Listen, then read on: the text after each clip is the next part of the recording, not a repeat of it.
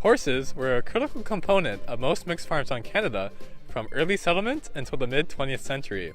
They were an important source of draft power and transportation, and many farm families remember how they were cherished companions too. The transition from horses to tractors was a major part of modernization on the island, and changed many of the social and economic aspects of farm life, especially in terms of the farm's energy management. It changed the social ecology of agriculture, as more energy had to be brought in from the outside in the form of fuel, and less land needed to be directed to producing energy in the form of feed for animals.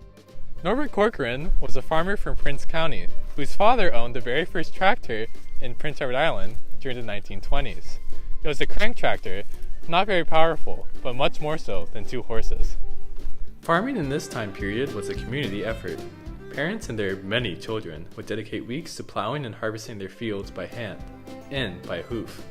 It was an arduous, time-consuming, and inefficient activity.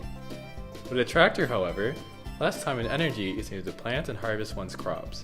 Activities such as harvesting hay, which previously may have taken a whole crew, can now be done with just a tractor, a few family members, and in a fraction of the time. Although they drastically improved farm efficiency, tractors during the 1920s were not very commonplace. This is because tractors, like the one Corcoran's father had, did not come cheap. Many islanders could not afford such expensive vehicles, which would cost up to thousands of dollars. People were often able to trade their horses or cows in to get a discount on the price of a tractor, but for many, that was still not enough. Tractor use did not really begin to pick up until the mid-20th century. After World War II marked the end of the Great Depression, more people began to replace their animals with tractors. But even by 1961, only approximately half of the farmers on PEI were using them. This changed with modernization efforts, such as the Comprehensive Development Plan introduced by Premier Alex Campbell in 1969.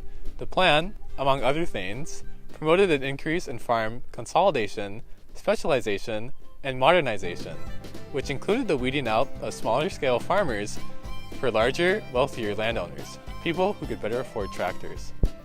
In the decades that followed, the number of tractors on the island skyrocketed. In the 1960s, the average person owned one tractor per farm. In 2016, this number increased to 3.5. Nowadays on Prince Edward Island, you are bound to see tractors at all times of the year, blowing snow in the winter or harvesting crops in the summer. What were once expensive commodities have now become an integral part of one of PEI's primary industries.